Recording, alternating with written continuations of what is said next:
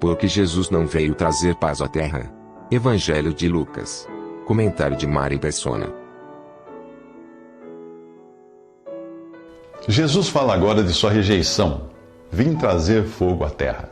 E como gostaria que já estivesse aceso, mas tenho que passar por um batismo, e como estou angustiado até que ele se realize. Vocês pensam que vim trazer paz à terra? Não, eu lhes digo. Pelo contrário, vim trazer divisão. De agora em diante haverá 5 numa família divididos uns contra os outros, 3 contra 2 e 2 contra 3. Estarão divididos pai contra filho, filho contra pai, mãe contra filha, filha contra mãe, sogra contra nora e nora contra sogra. Lucas 12, versículo 49 em diante. Se você achou que ao se converter a Cristo a vida seria tranquila, já deve ter percebido que não é bem assim. Quando os anjos anunciaram a chegada de Jesus ao mundo, eles proclamaram: glória a Deus nas alturas e paz na terra aos homens aos quais ele concede o seu favor, lá em Lucas 2. Teria havido paz se Jesus não fosse rejeitado, mas ele foi. A sua encarnação trouxe fogo à terra, e tão logo nasceu, os homens já queriam matá-lo. A sua vida santa era demais para eles suportarem. A luz veio ao mundo, mas os homens amaram as trevas e não a luz, porque as suas obras eram más. Quem pratica o mal odeia a luz e não se aproxima da luz, temendo que as suas obras sejam manifestas. Isso está em João 3,19. Enquanto Jesus andou aqui, o juízo de Deus se manifestava pelo fogo que queimava as consciências. Ainda não era a hora do fogo literal do juízo de Deus ser derramado sobre a humanidade culpada. Pois Deus enviou o seu Filho ao mundo não para condenar o mundo, mas para que ele fosse salvo por meio dele. Deus em Cristo estava reconciliando consigo o mundo, não lançando em conta os pecados dos homens. Isso João diz no capítulo 3 do seu Evangelho, e Paulo em 2 Coríntios 5. Jesus diz que tem ainda que passar por um batismo, que seria a sua morte na cruz, recebendo sobre si o fogo do juízo de Deus por causa do pecado. Se o grão de trigo não cair na terra e não morrer, continuará ele só, mas se morrer, dará muito fruto. João 12. Jesus morreu, ressuscitou e subiu à glória, consumando assim a obra que o Pai lhe tinha dado. Enquanto andou aqui, a sua presença acendeu o fogo do juízo. Na cruz, o fogo caiu sobre si, e por substituição sobre todo aquele que crê. Para o incrédulo, porém, ainda resta a perspectiva futura do fogo eterno. Todavia, o fogo da presença de Jesus continua no mundo, agora por intermédio dos que foram salvos por ele e são rejeitados à semelhança de sua rejeição. A simples presença de Jesus no mundo incomodava, e agora a simples presença do crente incomoda. Casais são separados, famílias são divididas e amigos se tornam inimigos por causa do ódio natural que o homem tem contra Cristo. Assim como nos dias de Jesus foram os religiosos do judaísmo os seus maiores opositores, à medida que a cristandade caminha para a apostasia, a oposição à verdade virá cada vez mais dos que professam ser cristãos.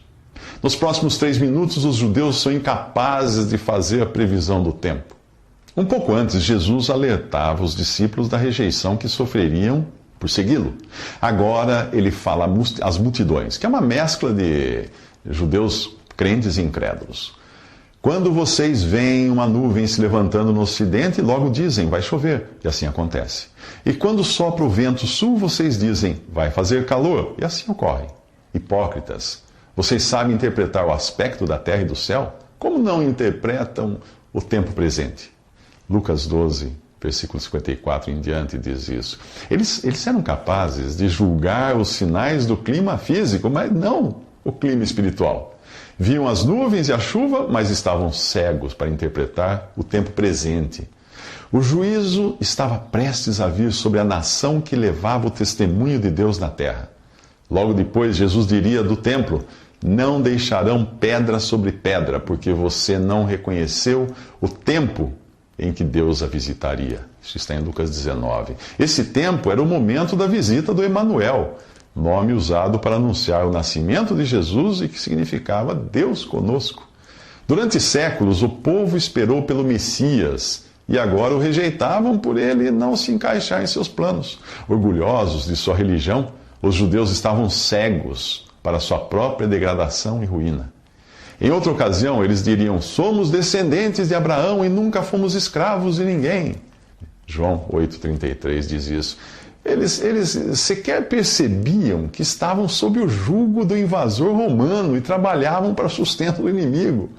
A história se repetiria quando o sistema religioso cristão, batizado profeticamente de Babilônia, passasse a se vender como uma prostituta. Os reis da terra se prostituíram com ela à custa de seu luxo excessivo. Os negociantes da terra se enriqueceram.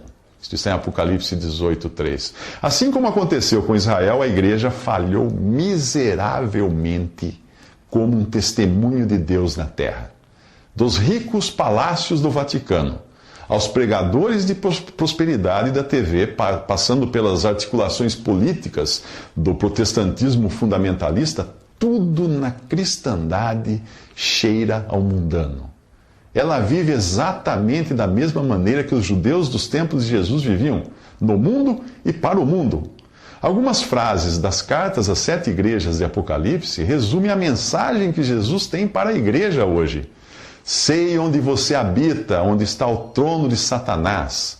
Você tem fama de estar viva, mas está morta, porque você é morna, nem frio nem quente. Estou a ponto de vomitá-la da minha boca. Você é miserável, digna de compaixão, pobre, cega e nua. Isto você encontra nos capítulos 2 e 3 de Apocalipse. E você? E você? Qual é a sua percepção do testemunho cristão no mundo? Você acredita mesmo que está tudo bem e cada vez melhor? Então a receita é a mesma de Apocalipse 3,18. Compre colírio para ungir os seus olhos e poder enxergar. O lugar que Jesus ocupa hoje em relação à cristandade é do lado de fora.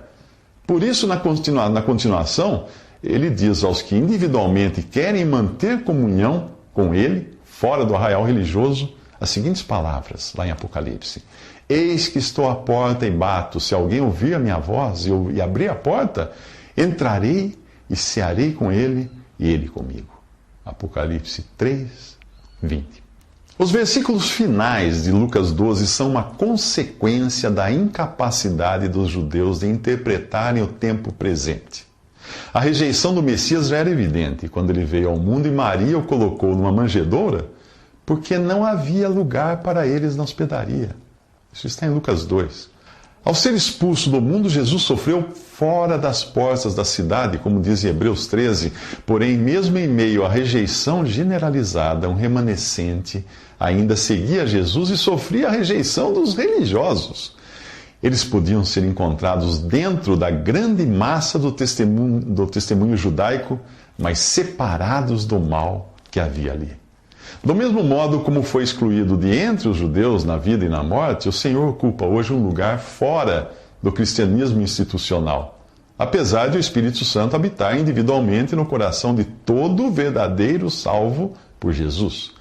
A história do judaísmo se repetirá com a cristandade apóstata. Em Apocalipse, ela é chamada de Babilônia e irá perseguir o remanescente de judeus que se converterá após o arrebatamento da igreja.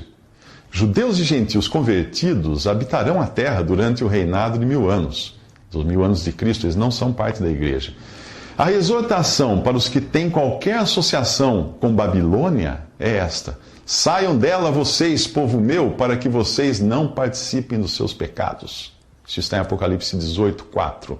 Enquanto os judeus se opunham à verdade, a cristandade apóstata corrompe a verdade, o que é pior.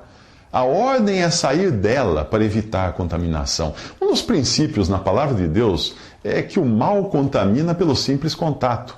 Em Ageu 2, versículo 13, o profeta pergunta: se alguém levar carne consagrada na borda de suas vestes e com ela tocar um pão, ou em algo cozido, ou em vinho, ou em azeite, ou em qualquer comida, isso ficará consagrado? Os sacerdotes responderam: não. Em seguida perguntou Ageu: se alguém ficar impuro por tocar um cadáver e depois tocar em alguma dessas coisas, ela ficará impura? Sim, responderam os sacerdotes, ficará impura. Judas usa a expressão odiando até a roupa contaminada pela carne, no capítulo 1, versículo 23 da sua carta, para nos alertar do perigo da contaminação por contato. Não cabe ao cristão decidir quem é ou não salvo por Cristo, porque o Senhor conhece quem lhe pertence. A sua responsabilidade é julgar o mal e apartar-se. Paulo escreve: aparte-se da injustiça todo aquele que professa o nome do Senhor, em 1 Timóteo 2,19. Por não saberem julgar ou interpretar o tempo presente, Jesus repreende os judeus usando de um exemplo que mostra a importância de se saber julgar, falando de coisas que todos nós tememos ter de enfrentar, como magistrado, juiz, oficial de justiça, prisão. Ele diz assim: por que vocês não julgam por si mesmos o que é justo?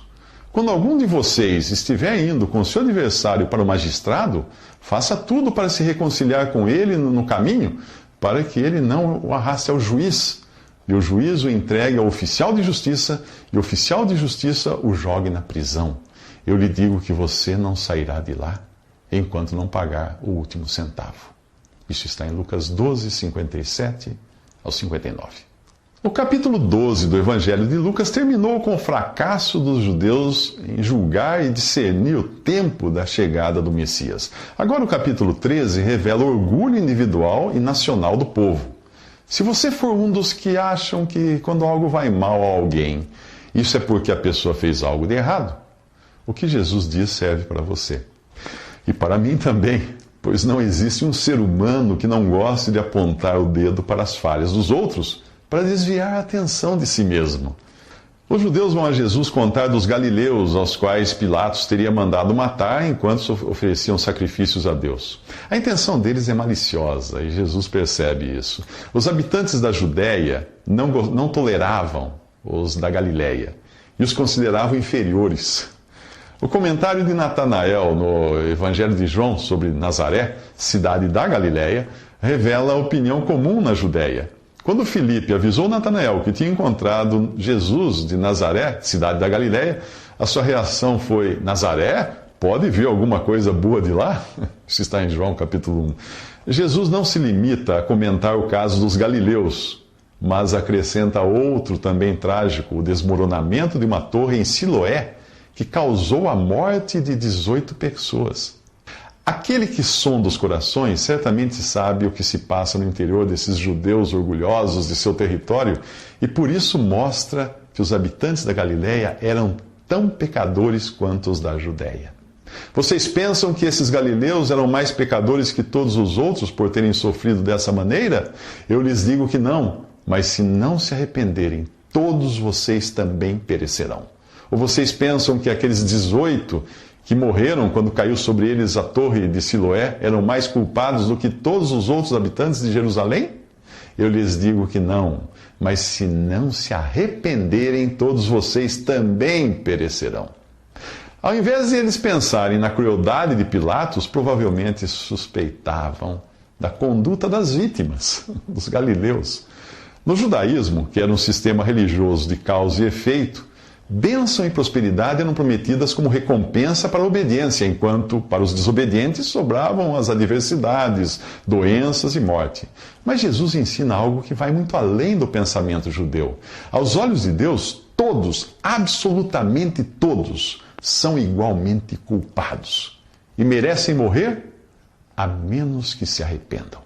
A carta aos Romanos diz que todos pecaram e estão destituídos da glória de Deus. Assim também a morte veio a todos os homens, porque todos pecaram. Isso está em Romanos 3 e também Romanos 5. Você já se enxergou nesse todos? Ou será que você é como os da Judéia, que se achavam menos culpados que os da Galileia? Nos próximos 3 minutos, Jesus decreta o fim do judaísmo.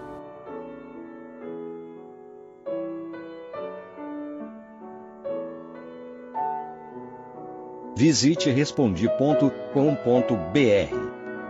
Visite também 3minutos.net.